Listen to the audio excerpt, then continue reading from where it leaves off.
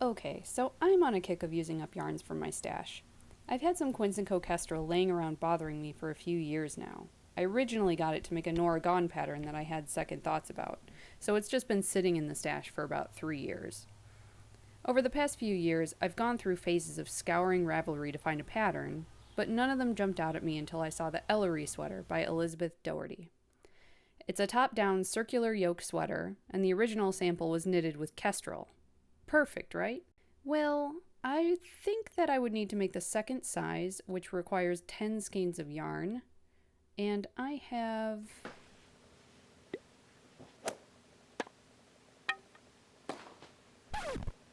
6. I do play yarn chicken a lot, so we'll just have to see how this goes.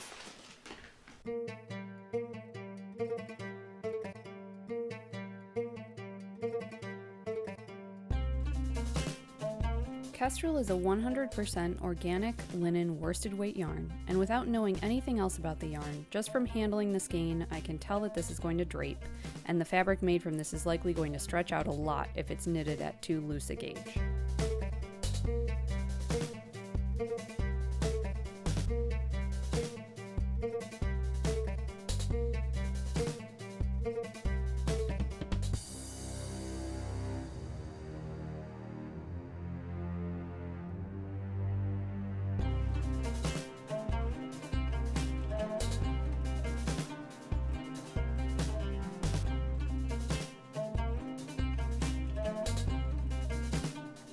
The manufacturer refers to this as a tape construction. It's like a flattened tube.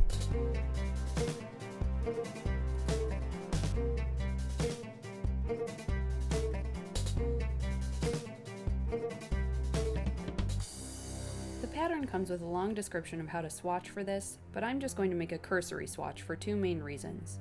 The first is that, as we already know, I do not have enough yarn and I don't want to have to unravel a swatch to get the yardage later on. Second, and perhaps more importantly, I'm feeling super lazy right now.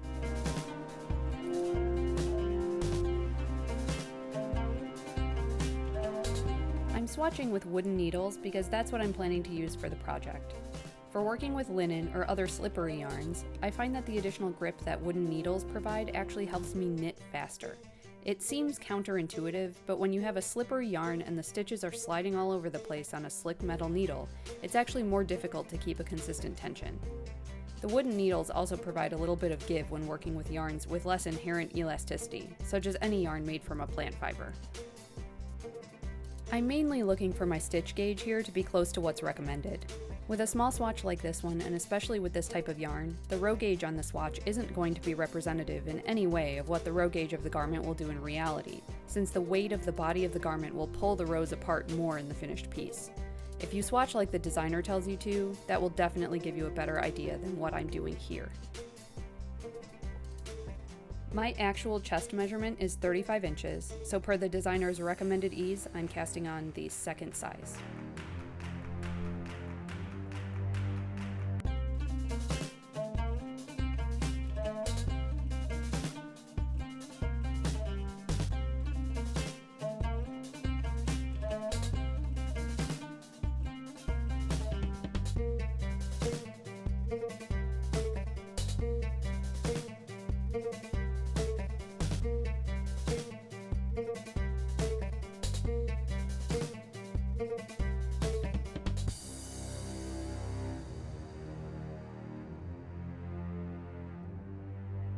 Okay, so I have gotten through almost half of my yarn. This is what I have left of the third skein of 6, and something just occurred to me. I started off making the second size, which is 42 3/4 inch for the bust.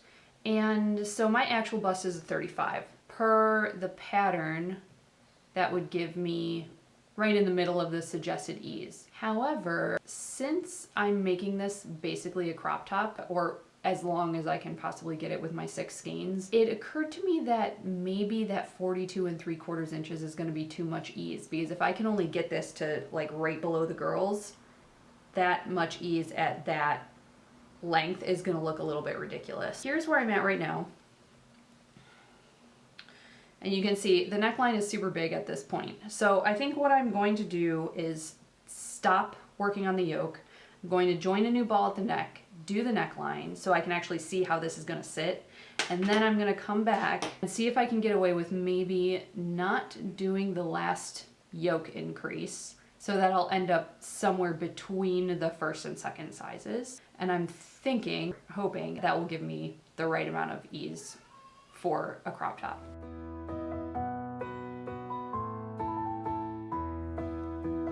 Here, I'm picking up stitches for the neckband using the recommended needle size at this point.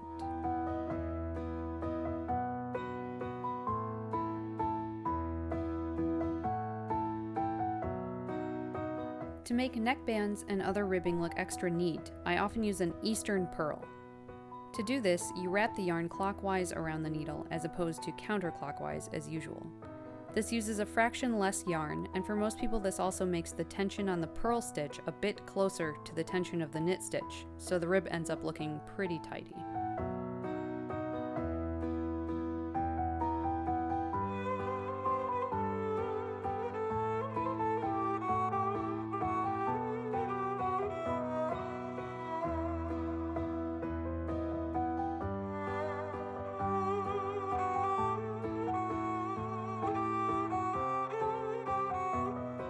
Joining a new ball of yarn is actually pretty easy with the tape construction of this yarn.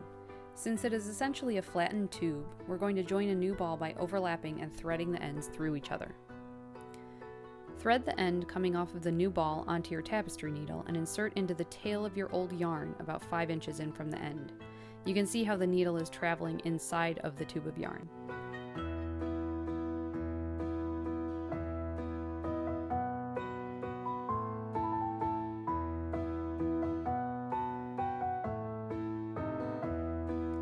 After you've gone a few inches, push the needle tip through the old yarn, pull the tail through, and remove your tapestry needle.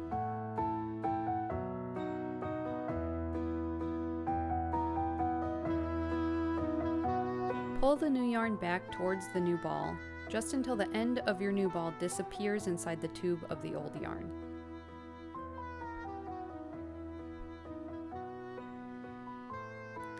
You're going to hide the other tail in the same way, this time inserting your needle tip as close to the first entry point as possible. I show this process again later in the video, so you'll get to see this again.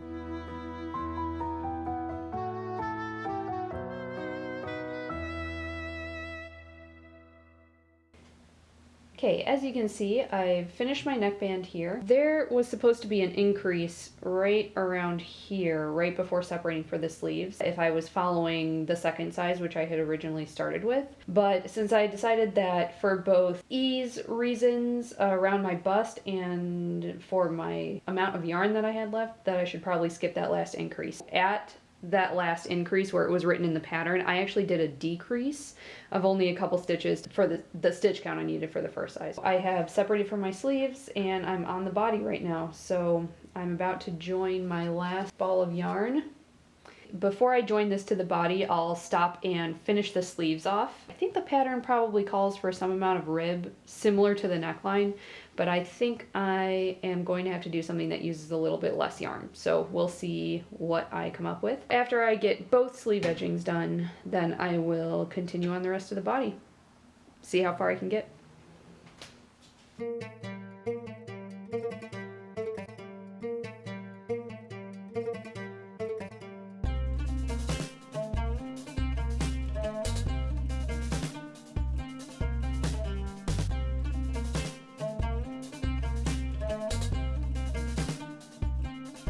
I decided to go for a super simple armhole finish of knit one round, purl one round, and then bind off knitwise.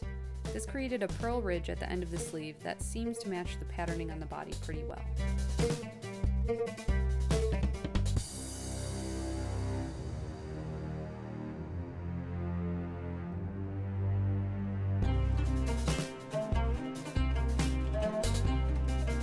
Here is the process for joining a new ball again.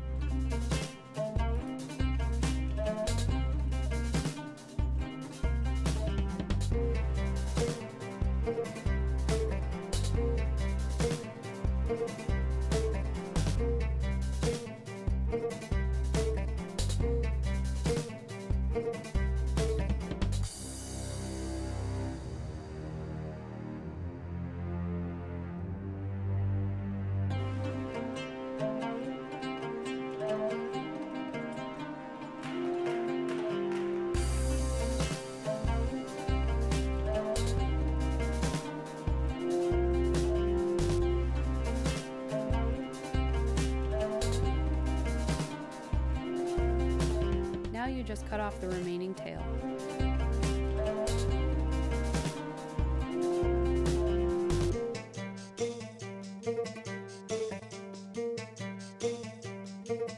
So I'm getting near the end of this project. This is all that I have left of my 6th skein. So I am going to show you how I use a scale to figure out exactly how to maximize my yarn when I'm playing yarn check-in like I am right now. Okay, so I see I've got just under 17 grams left, so I'm going to take a note of that amount, and then I'm going to knit 1 round, and then I will subtract to see exactly how much yarn it took to knit that 1 round. All right, let's see how much I have left here.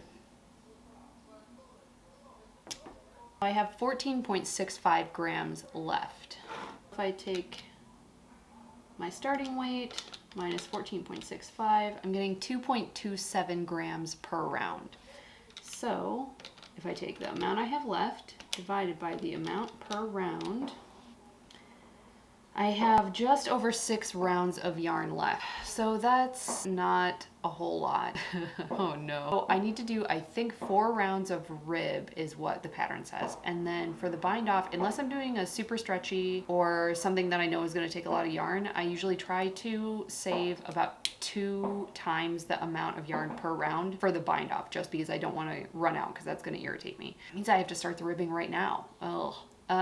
Well, I might try to do 1 more round and then start the ribbing and then play a little bit of yarn check-in with the bind off. Just have to see how that goes, I guess.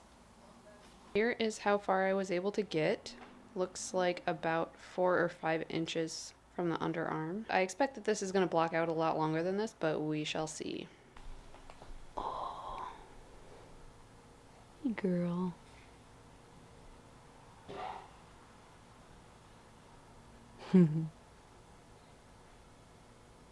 So to block linen yarn like this, I usually will still do this by hand. I know that people say that you can throw it in the washing machine and dryer and it'll get softer and softer and blah, blah, blah. So the reason that I never do that right away is that you can see right here that there is bleeding happening. There was some pretty significant bleeding in the soak bath that I did with this. I put a little bit of no rinse, like the same type of wool wash, like soak type stuff. Even though this isn't wool, that's just usually what I use, gives it a nice smell. And there was a good amount of purple dye that came off of this thing. And so here you can see, I mean, I can wash this mesh, so it's not a big deal, but the reason I would not just throw this in the laundry with a whole bunch of other stuff is that you're gonna get dye if it's especially a dark color. But I've had this happen with like reds, oranges, and deep blues, especially. Like something like this is pretty typical. So I'm not super concerned about it, but that is the reason that I would not just throw this in the washing machine like everybody advises you to do.